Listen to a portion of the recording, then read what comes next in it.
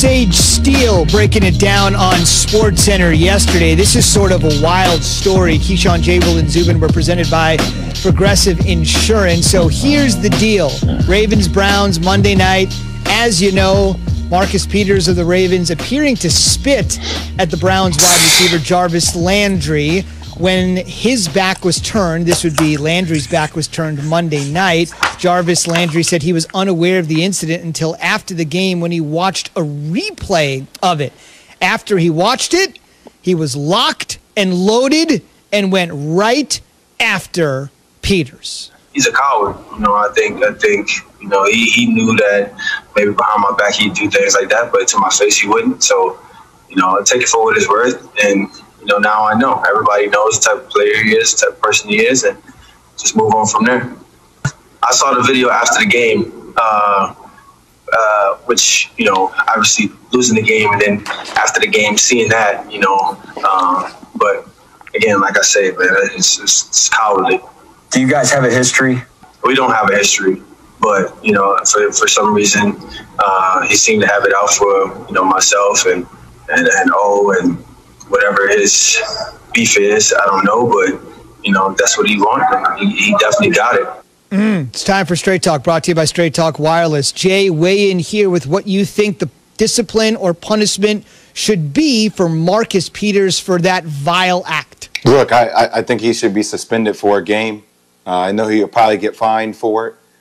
But I got to tell you, I don't know what COVID NFL protocols this broke, but this broke the manly protocol realm for me. Because this kind of stuff, Zubin, that makes me, and I'm always the guy to try to keep things classy and stay professional. I never try to perpetuate anger or violence. But with a scenario like that, I'm rolling up my sleeves. We're going to fight. Like, if I see you, we are going to fight. Especially knowing that you didn't have the moxie to spit at me, looking at me. You're going to do it behind my back. Like, that is not only cowardly, that is every time I see you, we are going to have a problem. I'm going to need my teammates to hold me back from trying to attack your throat. And to only further that, if you go on Marlon Humphrey's IG Live that he posted after the game, then you have the audacity to talk about me and refer to me and OBJ as girlfriend? As girlfriend? Like, Key, I'm trying to... Rest of the season if that was the case. If that's what they find, he should be suspended for the rest of the season because that is disgusting. I will whoop his you-know-what, period. And I like Marcus Peters. I like him. He's from Oakland. He's a California kid. But you have drawn the line, buddy. That is disgusting. It is the worst thing that you could possibly do to a human being. I wish, like hell, somebody would have ever tried that with me. Ever. I'm telling you. You talk about what you would have did, Jay. Game on every time I see you. Even today, as a 48-year-old man with kids, if you spit on me, game on, period. I don't care. You're not going to do that to me. I am not an animal. I'm not an animal. You're not doing that to me. And Marcus knows better. He knows better. It's just he plays with an edge. He has a chip on his shoulder. I get it. But that there, bro, that's not it. Spitting on somebody is spitting at somebody, and then you bring up the COVID situation. Yes, that is a double down at that point.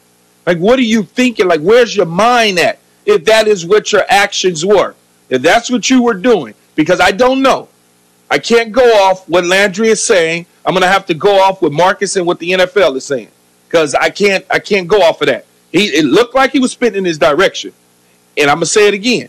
If that was the case, he's going to have to see me regardless. And if I'm Landry, I'm not just walking around acting like that's not a problem. The word part of it, the video, I don't care about that. But spitting at me and putting your hands on me, now you are taking it to a different level. That is some of the most disgusting stuff ever. Key, I don't think this investigation takes that long. I mean, it's right there on the video. I'm saying right there on the video. Like, I'm not saying, buddy, that it's going to take long. All I'm saying is if they come to a conclusion that is what it was, and that's what took place, then it's not a one-game suspension. The ruling is not a one-game suspension. It's a simple, you won't be playing for the rest of the season, bro. See you in 2021. That's just it. That's it. That's some nasty. That is nasty, man. That's nasty. I go all the way back. I've seen it done many times in the National Football League in my playing career and in my post career.